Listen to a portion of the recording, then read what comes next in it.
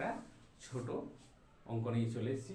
এখানে দেয়া আছে 2 অঙ্কের বৃহত্তম ও ক্ষুদ্রতম অযুগ্ম সংখ্যার সমষ্টি। তাহলে এখানে দেয়া আছে অযুগ্ম সংখ্যা। অযুগ্ম মানে হচ্ছে কি আমার বিজোড় সংখ্যা। হ্যাঁ, তাহলে বিজোড় সংখ্যা আমার কি 2 অঙ্কের বৃহত্তম বিজোড় সংখ্যা হয়ে গেল 99 এবং 2 অঙ্কের ক্ষুদ্রতম বিজোড় সংখ্যা আমার 11। হ্যাঁ, এই দুটো যোগ করে দিলে অঙ্ক শেষ হবে। 9 আর কে 10, 9 আর কে 10, 11, 110। হ্যাঁ, তাহলে এখানে সি এর অপশনটা হবে আমার 110।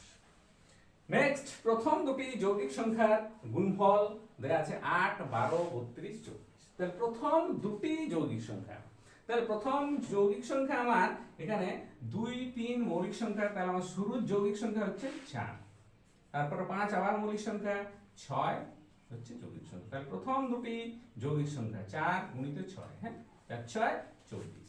তাহলে এটা হবে আমার ডি এর অপশন। হ্যাঁ, তাহলে প্রথম দুটি যৌগিক সংখ্যার গুণফল 24। হ্যাঁ।